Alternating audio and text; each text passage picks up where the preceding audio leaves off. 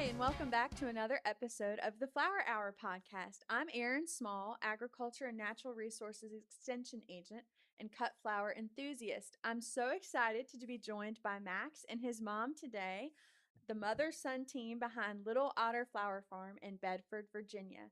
Together, they've built a farm centered around growing beautiful flowers while creating opportunities, fostering inclusion, and strengthening their community.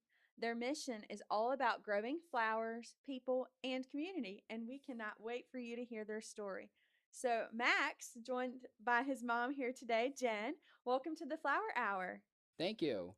Before we talk farming, I'd love to start with a question from you. What is your first flower memory, Max? My first flower memory was making my first variety of color arrangements back in 2020, where I put different colors of different flowers all over the arrangement. I made varieties of color both for selling at Bedford Farmers Market and delivering random acts of kindness of flowers around Bedford County, Awesome. where flowers make people happy.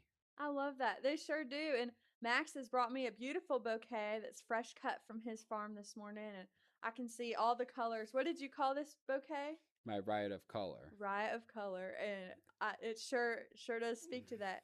So Little Otter Flower Farm is so much more about growing flowers. Max, can you share the vision behind your farm and what you hope it brings to your community? Our mission of the Little Otter Flower Farm is to grow flowers, people, and community. We named the farm Little Otter Flower Farm because it borders the Little Otter River to the north. Okay. So that's the story behind your name. What is it about flower farming that drew you in? I really like different colors and varieties of flowers and types of flowers that come in different shades of different colors.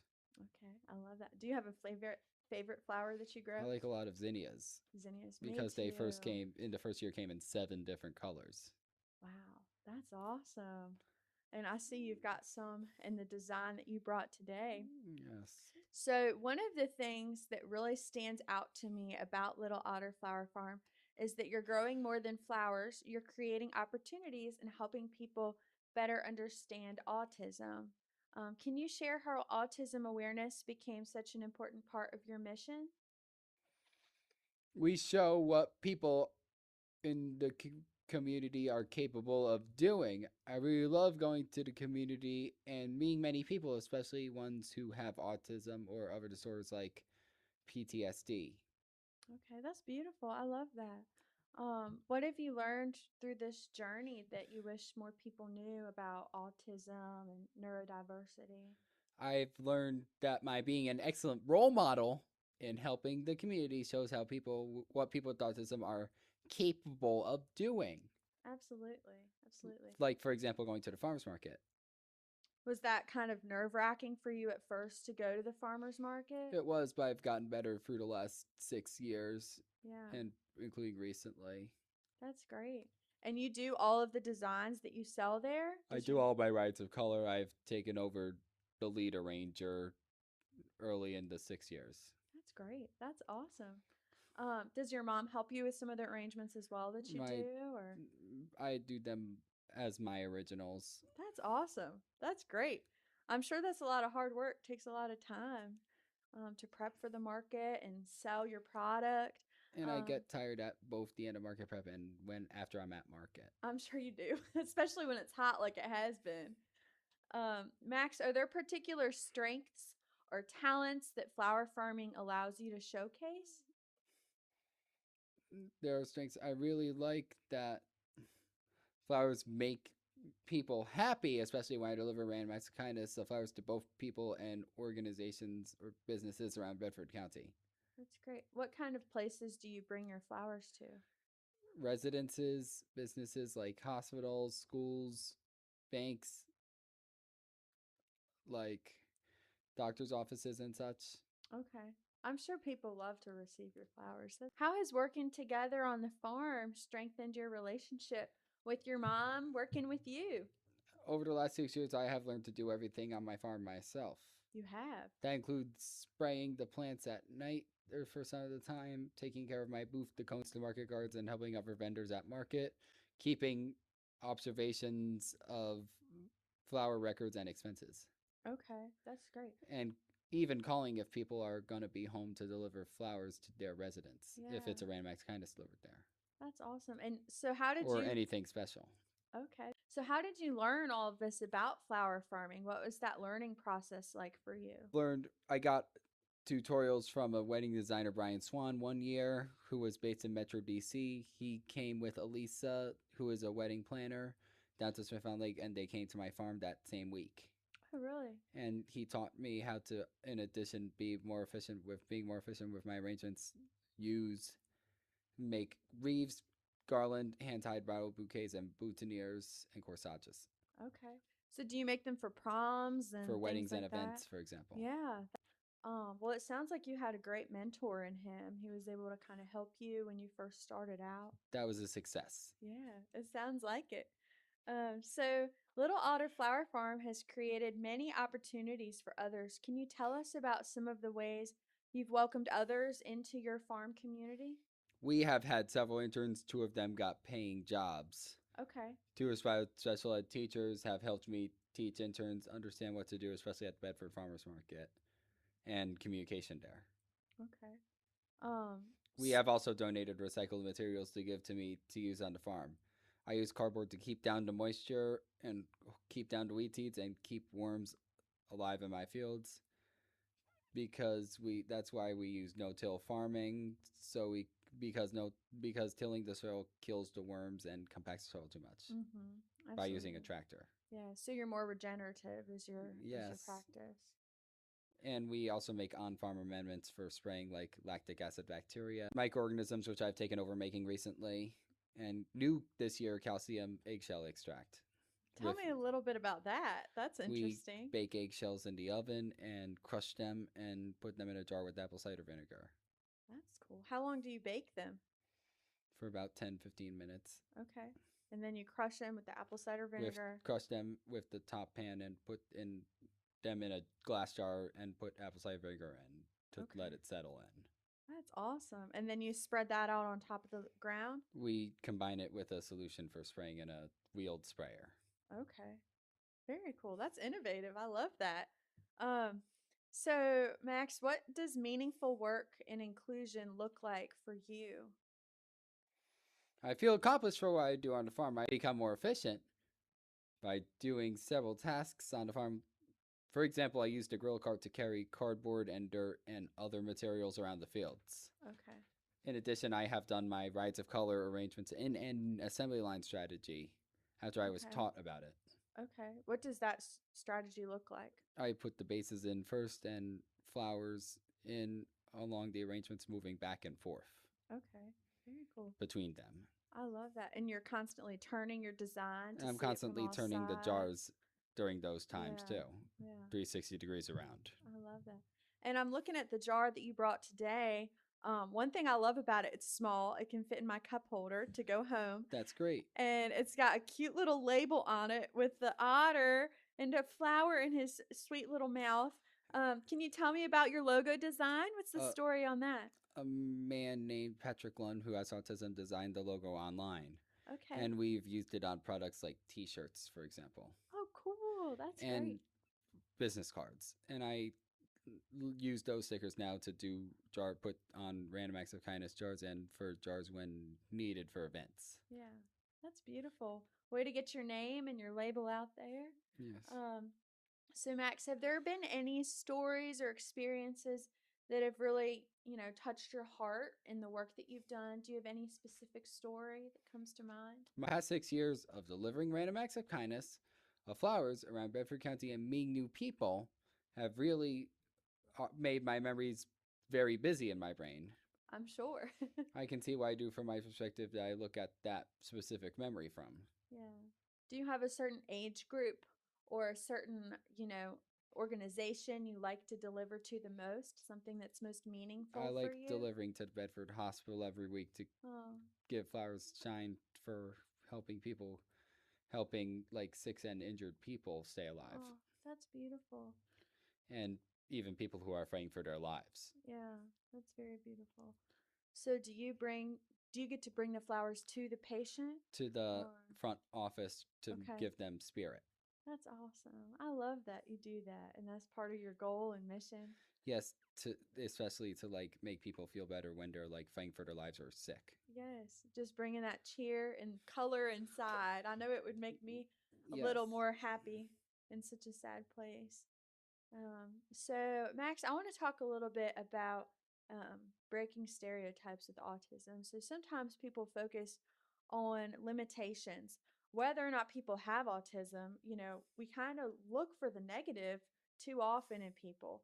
So, um, we should be looking at the strengths in others. So, what are some misconceptions about autism that you'd love to help change? There are sometimes people that do not speak at all. Mm, There are also some people that delay their answering questions that people ask them.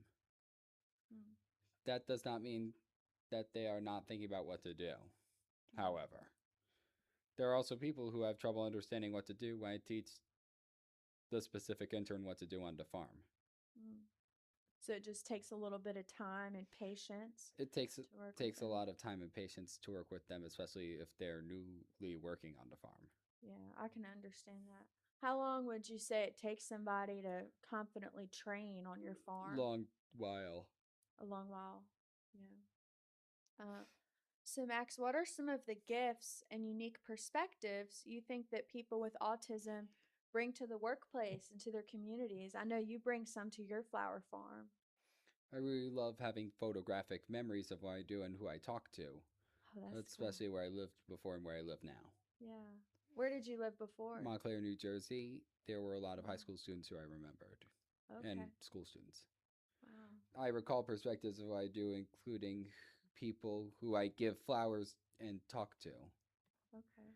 I have even remembered things I have done on the farm over the past 6 years since I moved here. That's awesome. That's pretty cool. You've got a photographic memory. That's amazing. So, do you remember a lot of words with that or more visuals? Like people saying, like, can I take a picture and saying you can, Okay. for example. Yeah. And sending the email with the picture when people want get me a response varying times later. How have customers in your local community responded to the mission behind Little Otter Flower Farm?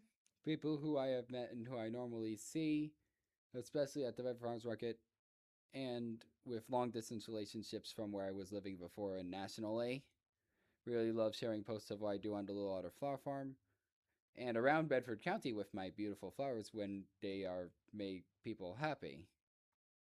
We Mm-hmm. even delivered 450 out of 500 random acts of kindness of flowers around Bedford County for Wow. last year's season of kindness. Okay. That's impressive. That's a lot of flowers. I'm sure you were so tired. I was so tired in the end when October hit. Yeah, I bet you were. October's when I get going with weddings and all those kinds of things. So it stays going.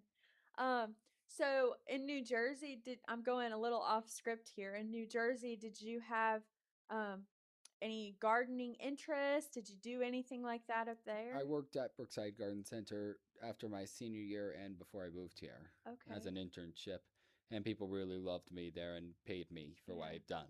That's awesome And to I'm be glad I got paid yeah, before I did. to be paid for what you enjoyed doing. Yes. So is that kind of what sparked your interest in gardening and growing? Yes, and different colors of flowers Yeah. and shades. So I know you mentioned you loved zinnias to me earlier. Do you have some other varieties that are blooming right now in your garden? There are sunflowers starting, Sunflowers are starting. and we just transplanted 3 new trays of them in the fields. Okay. So you transplant your sunflowers, you don't start them Both and directly. direct Both? seed. There are combinations of some I do. Okay. Do you have a variety you like the most? We commonly have autumn beauty, Okay. Yep. and we tend to get a lot of seeds from them. Okay. So do you save the seeds from the sunflowers? Sometimes in the off season, Okay. somewhere around the time I rest. That's awesome. um, so I see some other flowers in this arrangement that you grew. Is that some bupleurum that Y- you've got there? yes, it also forms as volunteers out in the fields. I love when that happens. I planted amaranthus last year. Have you grown that before? Yes, and I liked when it dropped seeds and formed volunteers. Oh, it just took over. I'm having to weed whack it down because it's all over my garden. But I really love that. Do you have some other flowers that are your favorites to grow? Larkspur, Oh, what the purple is in for. mm-hmm. And that's a native flower as well, correct? Yes, Yeah, so a good pollinator. That's great. And you've got a dahlia, it looks like, up there, dahlias below and a sunflower at the top. and sunflower at the top. Very And pretty. that dahlia at the top is actually a different color coral. I love it. I love coral. I love that.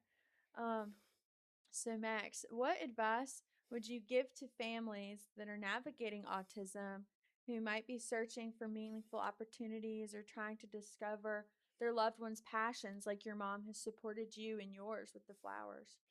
I would say that people with autism, varying vary in strengths and weaknesses. People with autism need to work very strongly and hard no matter what they have in strength and weaknesses. Absolutely. I love that. So looking ahead, if listeners take away one message from your story, what would you hope that message is?